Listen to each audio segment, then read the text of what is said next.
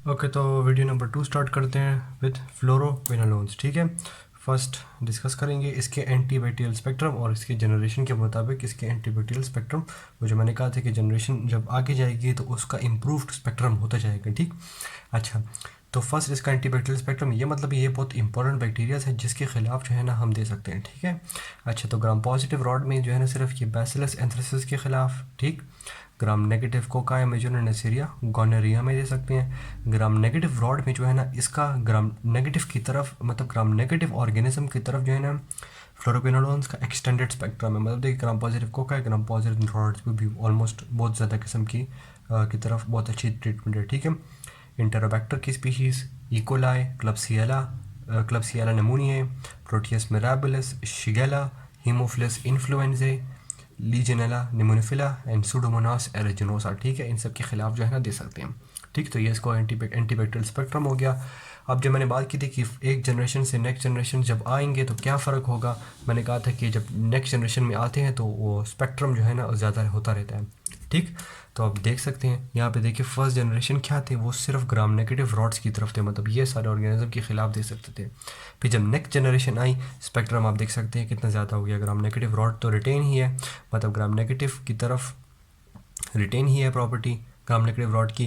Gram positive कोकस की property भी आ गई। ठीक है, अब देखिए यहाँ पे ग्राम पॉजिटिव कोकस नहीं है। ठीक है, ये सिर्फ सबका एक थोड़ा सा ये जो है ना, बस मैंने मतलब इंपॉर्टेंट लिख ली, इसके अलावा भी होते हैं। ठीक है, अब ये क्लेमिडिया के मैंने यहाँ पे मेंशन नहीं किए, तो बस यहाँ पे जो है ना आप देख ले पर। ठीक है, तो ग्राम नेगेटिव रॉड के लिए भी यूज़ हो रहे हैं, ग्राम पॉजिटिव कोकस के लिए भी। माइकोप्लाज्मा और क्लेमिडिया देखें ये एक्स्ट्रा आ गए, जनरेशन के फ़र्क ये आता है। ठीक, अच्छा, थर्ड जनरेशन पर आ गई, वहाँ ये देखें, ये ब्लू क्या है, ग्राम नेगेटिव रॉड है, रेड क्या है, ग्राम पॉजिटिव कोकस है, ब्लैक वही क्लेमिडिया एंड ग्रीन है वही ब्लैक है माइकोप्लाज्मा एंड ग्रीन है वही क्लेमिडिया। ठीक, रेड की तरफ मैंने लिखा इम्प्रूव्ड फंक्शन, मतलब कि अपना जो ग्राम नेगेटिव की जो स्पेक्ट्रम था एक्सटेंडेड वही रिटेन है उसमें, लेकिन उसके साथ ही एक्स्ट्रा इम्प्रूव्ड फंक्शन हो गया ग्राम पॉजिटिव कोकस का। ठीक है, यहाँ पे ग्राम पॉजिटिव कोकस का फंक्शन था नहीं, यहाँ पे आ गया है, लेकिन यहाँ पे ग्राम पॉजिटिव का इम्प्रूव हो गया है। ठीक है, स्ट्रक्चरल चेंजेस आ गई जिसकी वजह से इम्प्रूव हो गया फंक्शन ग्राम पॉजिटिव कोकस का। अब ग्राम फोर्थ जनरेशन की बात करेंगे, ब्लू क्या है, ब्लू वही ग्राम नेगेटिव रॉड है एंड रेड क्या है, इट इज़ ग्राम पॉजिटिव कोकस। ठीक, और यहाँ पे देखें ग्राम पॉजिटिव रॉड की तरफ भी अब आ गई है, जो मैंने यहाँ पे लिखा है बैसिलस एंथ्रेसिस। ठीक है, वो जो है ना फोर्थ जनरेशन फ्लोरोक्विनोलोन जो है ना यहाँ पे आ गए। ठीक, उसके अलावा एनारोबिक ऑर्गेनिजम्स भी जो है ना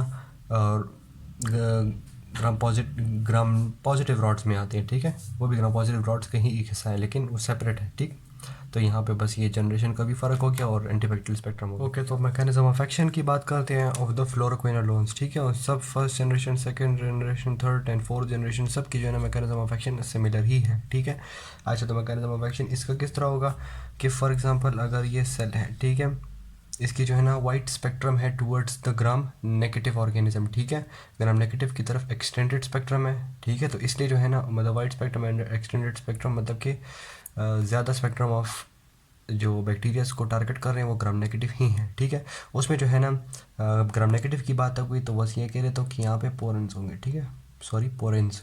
ठीक है, ग्राम नेगेटिव के ये लिपोपॉलीसैकेराइड है। ठीक है, उसमें क्या होते हैं, पोरेन की वाटर चैनल्स होती है। ठीक है, जो उन्होंने बताए हैं ताकि जो है ना एक्स्ट्रा बड़े बड़े ड्रग आ ना सके।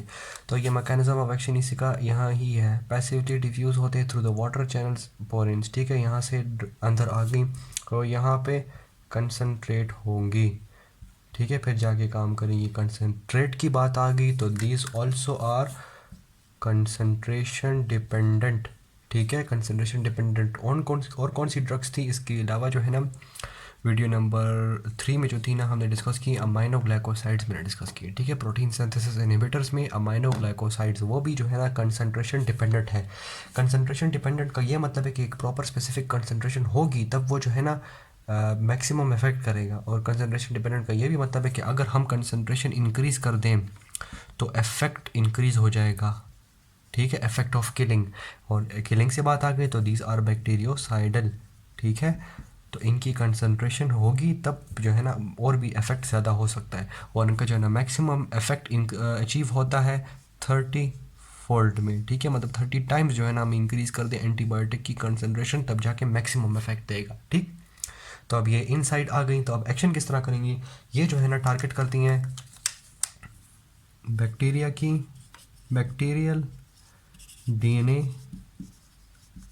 रेप्लिकेशन, ठीक है। अब ये प्रोटीन सिंथेसिस इनहिबिशन से किस तरह डिफरेंट है, वहाँ पे क्या था, वहाँ पे जो है ना हम जीन एक्सप्रेशन को टारगेट करते हैं। जीन एक्सप्रेशन और डीएनए रेप्लिकेशन में ज़मीन आसमान का फ़र्क है, ठीक है, एक की तरह नहीं है। जीन एक्सप्रेशन में क्या होता है, जो मैसेंजर आरएनए बनता है ट्रांसक्रिप्शन के प्रोसेस में, वो बन जाता है प्रोटीन इन ट्रांसलेशन प्रोसेस। यहाँ पे इनका कोई काम नहीं है, ठीक है। बैक्टीरियल डीएनए की रेप्लिकेशन, डीएनए पड़ा हुआ है, डीएनए मतलब रैप हो रहा है, अनकॉइल होता रहता है, और उसमें जो है ना फिर साथ ही जो है ना रेप्लिकेट हो रहा होता है, ठीक। तो एक डीएनए से दो डीएनए के डॉटर डीएनए बन जाते हैं, ठीक है। तो यहाँ पे हम इस प्रोसेस को रोकेंगे, ठीक है, इनकी फॉर्मेशन, तो डीएनए रेप्लिकेट होना बंद हो जाएगा, ठीक। अच्छा, तो अब ये जब अंदर आ गए हैं तो डीएनए रेप्लिकेशन को रोकेंगे। डीएनए रेप्लिकेशन को किस तरह रोकेंगे, दो जगहों पे टारगेट करेंगे। एक है टोपो आइसोमरेज 2, एक है टोपो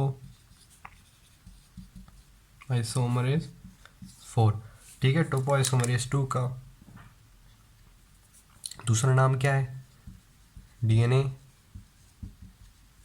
जायरेज, ठीक ठीक। अच्छा, अब पहले इसकी बात करते हैं फिर इस पे आते हैं, ठीक है। डीएनए जायरेज क्या है, डीएनए जायरेज जो है ना पड़ा होता है हमारे डीएनए रेप्लिकेशन में, जो कि करता है इसका फंक्शन क्या है, आपने वर्ड सुना होगा सुपर कॉइल। सुपर कॉइल मतलब कि अगर इस तरह की कॉइल हुई हुई है वो खोल नहीं रही, ठीक है, मतलब ये देख रहे हैं ये सुपर कॉइल हुआ हुआ और ये मतलब खुल नहीं रहा, रेप्लिकेशन यहाँ पे नहीं हो रही। तो ये क्या करेगा, डीएनए जायरेज क्या करेगा, यहाँ पे आके एक कट लगा लेगा, या कट को कहते हैं निक, ठीक है। यहाँ पे कट इस तरह लगा दिया, इधर कट लगा लिया, ठीक है, ये देख रहे कट, ठीक। अब कट लगा दिया और फिर वापस जाके रिसील करवा देगा, देख रहे हैं ना। ये मैं खैर डिटेल बताता हूँ कि जब इनहिबिशन बताऊँगा ना मैं इसकी, ये तो मैं इसका फंक्शन बताते ना, इनहिबिशन बताऊँगा उसमें मैं बताता हूँ। तो यहाँ पे जो है ना सुपर कॉइल को जो है ना ये इनहिबिट करते, मतलब ये प्रिवेंट करते हैं सुपर कॉइल्स, ठीक है। सुपर कॉइल्स जब होंगी तो फिर जो है ना आगे वो डीएनए खोलेगा नहीं, तो जब तक डीएनए अनकॉइल नहीं होगा तो तब जो है ना वो रेप्लिकेशन नहीं हो पाएगी, ठीक है। तो सुपर कॉइल्स प्रिवेंट करता है डीएनए जायरेज। अभी जो फ्लोरोक्विनोलोन्स होंगे वो प्रिवेंट करेंगे डीएनए जायरेज का फंक्शन। कैसे, या फ़र्ज़ करें ये एक सुपर कॉइल है,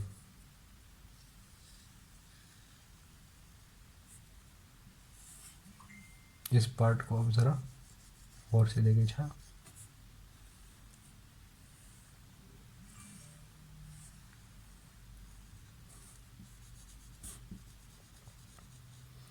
डिफरेंस समझ आ रही है इसमें और इसमें। ये देखें यहाँ पे, चलिए इसको मैं ज़रा डिफरेंट करवा लेता हूँ कलर, ताकि ज़रा क्लियर हो जाए। रेड कर लेता हूँ,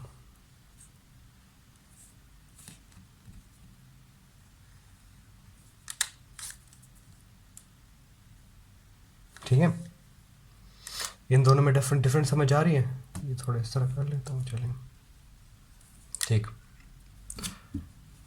यहाँ पे देख रहे हैं रेड वाला नीचे है, सॉरी रेड वाला ऊपर आ गया है, और यहाँ पे देख रेड वाला नीचे है, तो ब्लू वाले को ऊपर होने होगा, ठीक है। ये वाले जगह प्रॉपर है, यहाँ पे ख़राबी हुई है, ठीक है। ये ब्लू वाला हिस्सा पीछे चला गया है, ठीक है ना, मतलब इस तरह होना चाहिए था, ये इस तरह हो गया है, समझ आ रही है। तो डीएनए जायरेज क्या करेगा, यहाँ पे कट लगा देगा, ठीक है, कट लगा दिया, इस ब्लू वाले को कट लगा दिया, ठीक। और वापस जो है ना कट को क्या कहते हैं, निक, और वापस जो है ना इसको जोड़ देगा, देखा आपने। अब ये और ये आइडेंटिकल हो गए ना, ठीक है, ये और ये आइडेंटिकल हो गए ना। तो यहाँ पे फंक्शन हो रहा है डीएनए जायरेज का। तो ये वाला प्रोसेस क्या करेगा, इनहिबिशन जब होगी तब जाके जो है ना प्रॉपरली सुपर कॉइल्स ठीक नहीं हो रहे। तो सुपर कॉइल्स जब ठीक नहीं हो रहे तो ये पार्ट जो है ना रुक जाएगा, डीएनए रेप्लिकेशन स्टॉप हो जाएगी। So this is the function of topoisomerase 2, ठीक है, सुपर कॉइल्स प्रिवेंट कर रहा है। ठीक, इसको ज़रा खैर इधर रिवाइंड कर लें प्रॉपरली, इधर गौर से डायग्राम देखें, ठीक है। बस ये निक लगा कट लगा के वापस जो है सुपर कॉइल ठीक कर लेते हैं। आप सुपर कॉइल ठीक हो गई, ठीक है। अच्छा, अगर समझ नहीं आई दोबारा इस वाले डायग्राम को ज़रा रिवाइंड कर लें, क्योंकि डायग्राम बनानी ज़रा टाइम कंज्यूमिंग है ना, ठीक है। अच्छा, टोपोआइसोमरेज 4, टोपोआइसोमरेज 4 का क्या फंक्शन है? इसका फंक्शन है सेल डिवीजन में, ठीक है। ये क्या करता है? हेल्प्स इन सेल डिवीजन, ठीक है। ये जो न्यूली फॉर्म्ड रेप्लिकेशन होती है ना, मतलब डीएनए रेप्लिकेट जब हो जाता है तो जो न्यूली फॉर्म होते हैं उनको जो है ना सेपरेट कर लेता है फ्रॉम द ओल्डर। तो ये यहाँ पे जो है ना टोपोआइसोमरेज टारगेट हो गया तो वो सेपरेशन नहीं होगी, ठीक है। तो ये क्या कर रहा है? सुपर कॉइल्स प्रिवेंट कर रहा है, जिसकी वजह से रेप्लिकेशन हो पा रही है। यहाँ पे जो है ना वो सेपरेशन नहीं हो रही, सेल डिवीजन नहीं हो रही, ठीक है, सेल डिवीजन। और यहाँ पे ये सुपर कॉइल के साथ काम है, सुपर कॉइल, ठीक है। अच्छा, तो मैकेनिज्म ऑफ एक्शन हो गया ये इनके, ठीक है, 2 मैकेनिज्म ऑफ एक्शन है, ठीक। अच्छा, तो ये बात बता दूं कि ये वाली चीज़ें ग्राम नेगेटिव वाले ऑर्गेनिजम्स में टोपोआइसोमरेज 2 का जो ये फंक्शन है ना ये ज़्यादा होता है, ठीक है। और ग्राम पॉजिटिव में जो है ना ये वाला टोपोआइसोमरेज 4 वाला फंक्शन जो है ना ज़्यादा होता है, ठीक है। तो इस तरह बैक्टीरियो स्पेसिफिक काम ये हो गया। और दूसरी बात ये कि यहाँ पे जो है ना मतलब cross resistance with other drugs, मतलब इसके अलावा जो और क्लास ऑफ ड्रग्स हैं उनके साथ क्रॉस रेजिस्टेंस इसकी हो नहीं सकती, क्योंकि ये जो है ना इसका टारगेट ही डिफरेंट है। यहाँ से अभी तक हमने जितनी भी ड्रग्स पढ़ी वो सेल वॉल इनहिबिटर्स थे या प्रोटीन सिंथेसिस इनहिबिटर्स थे, कोई भी जो है ना डीएनए रेप्लिकेशन इनहिबिट नहीं कर रहा था। तो cross resistance with other drugs impossible, ठीक। लेकिन cross resistance with in the fluoroquinolone drugs उसमें प्रेजेंट हो सकती है, ठीक, क्योंकि वो सबका जो है ना एक्शन डीएनए जायरेज ही है या फिर टोपोआइसोमरेज 4 ही है, ठीक। तो cross resistance with in this class of groups with in this class of drugs is present, ठीक। तो रेजिस्टेंस की बात आ गई तो रेजिस्टेंस भी बता देता हूँ। यहाँ पे देखें, फर्स्ट आ रहे थे, अंदर आ रहे थे, तो यहाँ से ही रेजिस्टेंस किस तरह होगी? नंबर 1 कि पोरेंस ही रिमूव हो गए। मैंने सूडोमोनास एरिजिनोसा की बहुत ही बार वीडियोस में बताया कि उसमें रेजिस्टेंस एक इस तरह भी होती है कि ये पोरेंस है। सूडोमोनास एरिजिनोसा क्या करते हैं? ग्राम नेगेटिव रॉड्स हैं, वो जाके ये पोरेन चैनल ही हटा देते हैं, तो उसमें पोरेन रहा ही नहीं, तो उनकी इनको क्या है, अब पोरेन से ही एंट्री हो रही थी, पोरेन से अब पोरेन ही ख़त्म हो गए तो एंट्री कैसे होगी? तो ये रेजिस्टेंस हो गई इसकी, ठीक है। एंट्री नहीं हो रही। दूसरी अलावा जब एंट्री नहीं हो रही, जब एंट्री हो भी जाए तो एग्जैक्ट बात कर लें तो इफ्लेक्स पंप, ये क्या है? रेजिस्टेंट नंबर 2 कि इफ्लेक्स एनर्जी डिपेंडेंट इफ्लेक्स पंप बना दिए, जो कि जो इन ड्रग्स को जो है ना बाहर फेंक दिए। तो यहाँ पे बात ही कंसंट्रेशन डिपेंडेंट है, तो जब कंसंट्रेशन रहेगी नहीं तो कैसे काम करेगी, ठीक है। तो सेकंड रेजिस्टेंस ये हो गई। थर्ड रेजिस्टेंस ये हो सकती है कि ये टोपोआइसोमरेज 2 एंड टोपोआइसोमरेज 4 इनमें म्यूटेशंस आ जाए, इनमें चेंजेस आ गई, तो जब ये काम के ही नहीं रहे, मतलब इनमें अगर ये फ़र्ज़ करें इनके साथ ये ग्रुप अटैच हो गया, ये ग्रुप है, ठीक है, इसके साथ भी ये ग्रुप अटैच हो गया, तो ये ड्रग रिकॉग्नाइज कर पाएगी कि ये टोपोआइसोमरेज 2 है, टोपोआइसोमरेज 4 है? नहीं, क्योंकि इसमें म्यूटेशन हुई हुई है, वो मॉलिक्यूलर स्ट्रक्चर ही डिफरेंट हो गया। हमने बनाई ही इसलिए थी कि उनको समझ आए कि अच्छा ये टारगेट है, इस पर जाके हिट करना है। अब वो टारगेट ही चेंज हो गया, तो यहाँ पर ये क्या हो गई? म्यूटेशन हो गई, ठीक।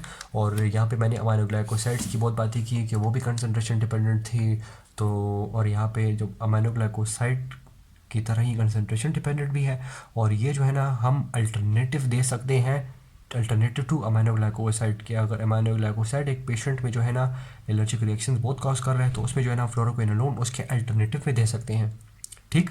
तो अब अल्टरनेटिव की बात आ गई, मतलब कि उसके अल्टरनेट में दे सकते हैं। तो अमाइनोग्लाइकोसाइड के साथ सिनर्जिस्टिक ड्रग कौन सी है? द बीटा लैक्टम एंटीबायोटिक्स, ठीक। बीटा लैक्टम एंटीबायोटिक क्या करते हैं? वो सेल वॉल इनहिबिटर्स हैं। यहाँ पे देखें पोरेन चैनल्स थे, रिमूव हो गए, अब ड्रग अंदर जा सकती है? नहीं। सिनर्जिस्टिक रिएक्शन का क्या मतलब कि 1 + 1 = 3, 1 क्या हो गया? फ्लोरोक्विनोलोन हो गया। ये नेक्स्ट 1 क्या है? दिस इज़ द पेनिसिलिन, या फिर बीटा लैक्टम एंटीबायोटिक्स, ठीक, जो कि है सेल वॉल इनहिबिटर्स। तो ये सिनर्जिस्टिक रिएक्शन हो गया कि 1 + 1 = 3, नॉर्मली 2 होना चाहिए लेकिन एक्स्ट्रा एक्शन हो गया, ठीक है। तो पेनिसिलिन, ये पेनिसिलिन है, ठीक है। सिनर्जिस्टिक रिएक्शन क्यों है? सेलवॉल इनहिबिटर्स हैं, वो जाके सेलवॉल को तोड़ देंगे, ठीक है। अब वो एंट्री हो सकती है ना ड्रग की, अब ये रेजिस्टेंस होगी नहीं। अब ये ड्रग जो है ना यहाँ से अगर एंट्री नहीं हो रही तो ये ड्रग यहाँ से एंट्री कर लेगी, ठीक है, उसकी एंट्री हो रही है। तो ये सिनर्जिस्टिक रिएक्शन भी हो गया कि अगर रेजिस्टेंट है भी तो सेलवॉल इनहिबिटर्स के साथ दे देंगे, वहाँ पे जो है ना ये काम कर लेंगे, ठीक। लेकिन अगर ये बैक्टीरिया जो है ना ऑलरेडी रेजिस्टेंट है to the penicillin, to the work of penicillin या सेफलोस्पोरिन जो भी है, तो फिर तो हम ये ड्रग दे ही नहीं सकते, क्योंकि पेनिसिलिन के लिए भी रेजिस्टेंट है। तो इसलिए उस जगह में देंगे जहाँ पे पेनिसिलिन रेजिस्टेंट नहीं है, ठीक है, ये बैक्टीरिया। और दूसरी बात ये कि पेनिसिलिन अगर दे रहे हैं या सेफलोस्पोरिन दे रहे हैं तो पेनिसिलिन सेफलोस्पोरिन में क्रॉस हाइपर सेंसिटिविटी रिएक्शंस होते हैं, एलर्जिक रिएक्शंस होते हैं, ठीक है। तो पेनिसिलिन के पेशेंट को भी देखेंगे के साथ अगर बीटा लैक्टम एंटीबायोटिक दे रहे भी हैं तो उस बंदे को देखना है, पूछना है उससे कि आपको पेनिसिलिन या पेनिसिलिन की तरफ हाइपर सेंसिटिविटी है कि नहीं है, ठीक है, एलर्जिक रिएक्शन होता है कि नहीं है। होता है तो बस फिर तो ऑब्वियसली फिर तो दे ही नहीं पाएंगे। सिनर्जिस्टिक रिएक्शन तो भूल जाएं, बस सिर्फ फ्लोरोक्विनोलोन ही हर काम कर रही है तो देंगे, वरना नहीं देंगे, ठीक। तो यहाँ पे मैकेनिज्म ऑफ एक्शन और रेजिस्टेंस दोनों हो गई डिटेल में। ओके, तो फार्माकोकाइनेटिक्स डिस्कस करते हैं। फार्माकोकाइनेटिक्स में पहले एब्जॉर्प्शन एंड एडमिनिस्ट्रेशन, ठीक है। सबकी जो है ना ओरल प्रेजेंट है, ठीक है, और कुछ कुछ की आईवी भी है। मैं बताता हूँ किन किन की है और क्या क्या बात है। अच्छा, इसमें जो है ना जो नॉरफ्लॉक्सासिन है, नॉरफ्लॉक्सासिन, ठीक है, वो जो है ना अबाउट 35 to 70% जो है ना ओरल एब्जॉर्प्शन होती है, ठीक है। जो रेस्ट है ना वो ऑब्वियसली नहीं हो रही, तो इनकी जो है ना एब्जॉर्प्शन कम है ज़रा, ठीक है। ये इसकी क्या हो गई, एब्जॉर्ब। जो रेस्ट ड्रग्स हैं, जो रेस्ट है वो अबाउट 85 to 95% क्या होती हैं, एब्जॉर्ब होती हैं। कौन सी, ओरल की बात हो गई, ठीक। आईवी प्रिपरेशन किन किन की है, मतलब ये कौन सी, नॉरफ्लॉक्सासिन जो है ना सेकंड जनरेशन फ्लोरोक्विनोलोन्स है, ठीक है, और जो सारी हैं उनकी एब्जॉर्प्शन ज़रा ओरली ज़्यादा है, ठीक है।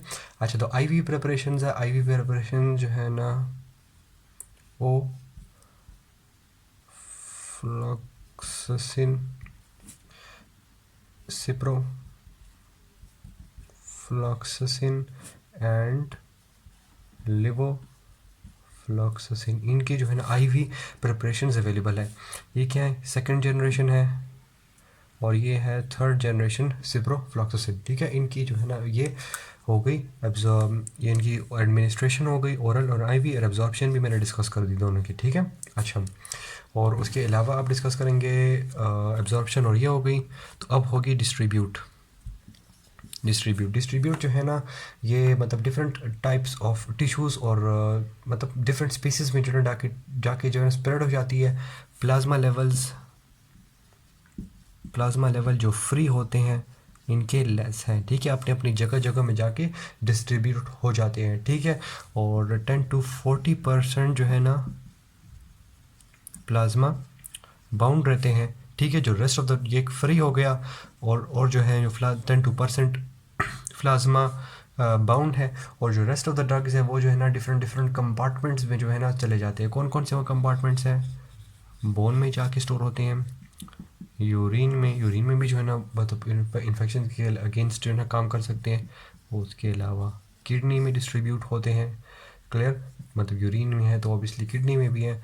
उसके अलावा प्रोस्टेटिक, नॉट फ्लूइड, अच्छा टिश्यू, प्रोस्टेटिक फ्लूइड में वो नहीं जाते, ठीक है, फ्लूइड में नहीं। अभी तक हमने जो है एरिथ्रोमाइसिन पढ़ी थी जो कि प्रोस्टेटिक फ्लूइड में जाता है, प्रोस्टेटिक में ब्लड टेस्टी बैरियर क्रॉस करके जो है ना प्रोस्टेटिक फ्लूइड में चला जाएगा, ठीक। लेकिन ये जो है ना प्रोस्टेटिक टिश्यू में प्रेजेंट है, ठीक है। इसके अलावा जो है ना इनके CSF में कंसनट्रेशन क्या है, लो है, एक्सेप्ट फ्लॉक्सासिन, ठीक है, सिर्फ वो जो है ना थोड़ी कंसनट्रेशन ज़रा अच्छी पाई जाती है, ठीक है। अच्छा, इसमें जो है ना ऑब्वियसली 90% कंसनट्रेशन होगी CSF में as compared to serum serum में हमने कहा था कि सीरम में जो फ्री प्लाज्मा कंसनट्रेशन है वो क्या लो है, तो लो है उसके कंपैरिजन में 90% है, ठीक है, CSF में। उसके अलावा मैंने कहा था डिफरेंट कंपार्टमेंट, तो उसके अलावा जो रह गई है वो है मैक्रोफेजेस एंड पॉलीमॉर्फो न्यूक्लियोसाइड्स, जिसमें क्या आ जाते हैं, योसिनोफिल्स आते हैं, बेजोफिल्स आ जाते हैं और न्यूट्रोफिल्स आ जाते हैं, ठीक है। मतलब कि इंट्रासेलुलर जाके स्टोर हो जाएंगे और जो इन्फेक्शंस होगी जो कि इंट्रासेलुलर है उनको जाके अफेक्ट कर सकते हैं, ठीक है। ये होगी इसकी डिस्ट्रीब्यूशन। मेटाबॉलिज्म जो है ना इसकी वही लिवर में होती है, तो लिवर में मेटाबोलाइट्स बन जाते हैं, ठीक है। तो बस मेटाबॉलिज्म होगी इसमें जो है ना मैं मतलब ये जो है ना मेटाबॉलिज्म भी होते हैं और जो है ना साइटोक्रोम P450 को इनहिबिट भी कराते हैं। तो वो मैं ड्रग इंटरेक्शंस बताऊंगा, उसमें यहाँ पे एब्जॉर्प्शन में भी एक बात है, वो मैं उधर ही एक साथ कर दूंगा, ठीक। अच्छा, तो मेटाबॉलिज्म हो गई, मेटाबोलाइट्स बन गए जो कि जब जाएंगे एक्सक्रीट होंगे। एक्सक्रीट जो है ना बोथ है by renal and by biliary, ठीक है, दोनों से जो है ना पास होके चले जाते हैं डिफरेंट राउट से, ठीक। अच्छा, अब आते हैं इसके ये फार्माकोकाइनेटिक्स इसके डिस्कस हो गए, ठीक है। फार्माकोकाइनेटिक्स में ये सारे एडमिनिस्ट्रेशन, एब्जॉर्प्शन, डिस्ट्रीब्यूशन, मेटाबॉलिज्म और एक्सक्रीट, ठीक है, फुल प्रोसेस हो गया। अब आते हैं इसके फार्माकोडायनेमिक्स में। डायनेमिक्स में हमने इसका मैकेनिज्म ऑफ एक्शन डिस्कस कर दिया है, ठीक। अब आते हैं इसके साइड इफ़ेक्ट्स और फिर मैं आखिर में एंड में ड्रग इंटरेक्शंस बता दूंगा, ठीक है। साइड इफ़ेक्ट्स के these drugs are very well tolerated, मतलब कि हमारे जो है ना टॉक्सिक डोज, मतलब ये इसका मतलब थेरेपेटिक इंडेक्स मतलब कि लेस टॉक्सिक ड्रग्स है। थेरेपेटिक इंडेक्स इनका क्या है, ज़्यादा है, मतलब कि तो टॉक्सिसिटी इतनी होती नहीं है, लेकिन फिर भी जो साइड इफ़ेक्ट्स हैं those are gastro intestinal upset, जिसमें नोजिया, वॉमिटिंग, डायरिया सब कुछ आ गया। उसके अलावा CSF में जा रहा है तो CSF में CNS इफेक्ट्स, जिसमें क्या आ सकता है, हेडेक्स आ सकते हैं, डिजीनेस, लाइट हेडेडनेस, ठीक है, ये सारी जो है ना इसमें जो है ना आ सकते हैं, ठीक है। और सिप्रोफ्लॉक्सासिन जो है ना वो जो है ना इंटरफेयर करता है मेटाबॉलिज्म ऑफ थियोफिलिन, और जिसकी वजह से सीजर्स भी आ सकते हैं, ठीक है। थियोफिलिन की बात आ गई तो मैं ड्रग इंटरेक्शंस में बता दूंगा, ठीक है, लेकिन यहाँ पे साइड इफेक्ट्स में वो बात ज़रूरी थी, ठीक। तो थियोफिलिन क्या है, it is a CNS stimulant, ठीक है, उसकी वजह से फिर सीजर्स जो है ना ये इवोक कर सकते हैं, मतलब कि प्रेसिपिटेट कर सकते हैं। अच्छा, और इसके अलावा फोटो टॉक्सिसिटी, फोटो मतलब लाइट, टॉक्सिसिटी मतलब टॉक्सिसनेस, ठीक है, टॉक्सिक हो गया। तो लाइट में जब ये बंदा जाएगा तो उसको क्या होगा, स्किन बर्न होना शुरू हो जाएगी, तो this is the photo toxicity. तो इसको जो है ना जब ये सिम्टम जिस तरह आ जाएंगे बंदे में, तो बस ये सब ये फ्लोरोक्विनोलोन्स क्या कर देंगे, टर्मिनेट कर देंगे। जब आ गया तो ये ड्रग क्या हो जाएगी, टर्मिनेट कर देंगे हम। लेकिन ये जो है ना सनस्क्रीन से प्रिवेंट कर सकते हैं, लेकिन वो सिर्फ प्रिवेंटिव मेजर है, वो जो है ना परमानेंट रिसोल्यूशन नहीं है, ठीक। और उसके अलावा जो है ना अब इसके कनेक्टिव टिश्यू प्रॉब्लम्स, नंबर 4 क्या है, 1 2 3 4 क्या है, कनेक्टिव टिश्यू प्रॉब्लम्स, ठीक है। मतलब ये जो है ना इसलिए इसकी वजह से जो है ना कॉन्ट्रा इंडिकेटेड है in pregnant and children up to 18 years, क्योंकि ये जो हमारे आर्टिकुल मतलब कि जॉइंट्स होते हैं उनमें जो कार्टिलेज होते हैं उन पे इरोजन्स कॉज करती है, ठीक है। एक्सपेरिमेंटल एनिमल्स में कॉज किए तो इसलिए हम जो है ना क्या कहते हैं कॉन्ट्रा इंडिकेटेड करा लेते हैं, ठीक है। तो ये कॉन्ट्रा इंडिकेशन भी होगी और उसके कनेक्टिव टिश्यू प्रॉब्लम्स भी हो गई, ठीक। तो बस ये साइड इफ़ेक्ट्स भी इसके हो गए। आखिरी है ड्रग इंटरेक्शंस, जगह है इधर, यस, ड्रग इंटरेक्शंस, ठीक है, फार्माकोडायनामिक्स, ठीक है। तो यहाँ पे अब ड्रग इंटरेक्शंस दो किस्म की पढ़ेंगे हम, एक है ड्रग फूड इंटरेक्शंस, ठीक है, और एक है ड्रग ड्रग इंटरेक्शन, ठीक है। Drug food, drug in the presence of food, तो मैंने कहा था कि ओरल एब्जॉर्प्शन में मैंने कहा था कि यहाँ पे बात करेंगे, ठीक है। तो स्टमक में आ गया तो स्टमक में हम फूड लेते हैं ना, तो ड्रग फूड इंटरेक्शंस कि अगर हम सप्लीमेंट्स ले लें, एक एंटासिड्स, ठीक है, एंटासिड्स जो कि मैग्नीशियम वाले कंटेनिंग होते हैं या फिर एल्यूमिनियम कंटेनिंग, ठीक है। मैग्नीशियम कंटेनिंग जो है ना डाईवेलेंट होंगे +2 वाले और एल्यूमिनियम वाले +3 होंगे, ठीक है। ये वाले जो एंटासिड्स होंगे और उसके अलावा जो है ना बोलो अब नज़र आ रहा है, ठीक है। इसके अलावा डाइटरी सप्लीमेंट्स ऑफ कैल्शियम मतलब डेयरी। उसके अलावा जो है ना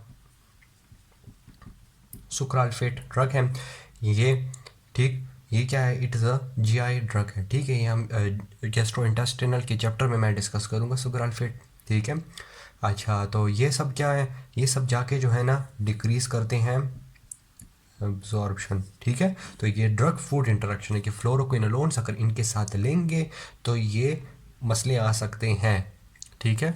इसमें इधर मैं ड्रॉ कर लेता हूँ ये क्लियर करके ग्राफ।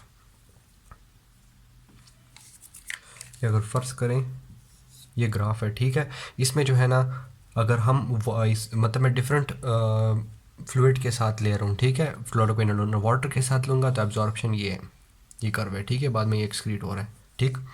अगर मैं जो हूँ ना मिल्क के साथ लूँगा जो कैल्शियम कंटेनिंग है, ठीक है। देख रहे अगर ये 100% है तो ये 50% हो गया, और अगर मैं योगर्ट के साथ लूँगा तो वो इतनी हो जाएंगी, ठीक है।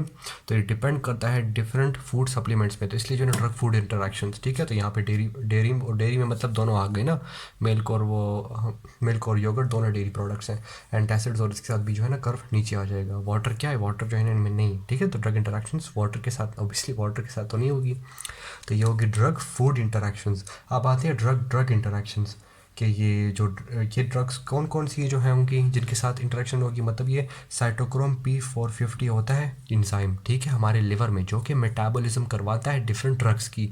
तो ये जाके उनकी मेटाबॉलिज्म रुकवा लेंगे, मतलब इसकी इनहिबिशन करवा देंगे। इनहिबिशन हो गई तो ये जिन ड्रग को मेटाबॉलिज्म करेगा उनकी मेटाबॉलिज्म अब नहीं होगी, और जिसकी वजह से वो कंसंट्रेट कर लेंगे हमारी बॉडी में, ठीक है। तो वो कौन कौन सी ड्रग है जो यहाँ पे अफेक्ट होंगी। एक है थियोफिलिन, तो मैंने स्टार्ट में बता दिया था कि वो provoke seizures, that will provoke seizures. उसके अलावा वारफरिन, ठीक है, और जगह नहीं तो इधर साइड पे लिख लेता हूँ, साइक्लोस्पोरिन्स एंड कैफीन। इन सारी ड्रग, ये सारी क्या, ये इसकी ड्रग इंटरेक्शंस है कि in the presence fluoroquinolone in the presence of these drugs 1 2 3 4 इनकी कंसंट्रेशन क्या हो जाएंगी, इंक्रीज किधर, सीरम में, ठीक है। तो हम क्या करेंगे वो ड्रग, या जो है ना हमारे पास दो चॉइसेस होंगी, या जो है ना हम डोज एडजस्टमेंट कर लेंगे कि अगर ये मेटाबॉलिज्म होके निकल रही थी तो अब मेटाबॉलिज्म नहीं हो रही, तो अब ये ड्रग कंसंट्रेट हो रही है, तो हमारे पास दो अब मतलब सोल्यूशन है। या जो है ना हम डोज डिक्रीज़ कर लेंगे, ठीक, कि अगर मेटाबॉलिज्म नहीं भी हो रही तो सीरम में इतनी कंसंट्रेशन ना हो इन ड्रग्स की कि साइड इफ़ेक्ट्स इन्हांस हो जाए, ठीक। ऑब्वियसली इन सब के अपने अपने साइड इफ़ेक्ट्स है ना, जब कंसंट्रेशन इंक्रीज़ हो जाएंगी तो साइड इफ़ेक्ट्स होंगी, ठीक। तो एक ये रीज़न हो गया कि डोज डिक्रीज़ कर लें कि ये इंक्रीज सीरम इतना ना हो कि साइड इफ़ेक्ट्स कॉज करे, ठीक। तो दूसरा रीज़न क्या है कि हम ड्रग चेंज कर लें, हम वो ड्रग यूज़ करें जिसका साइटोक्रोम P450 के साथ मेटाबॉलिज्म ना हो।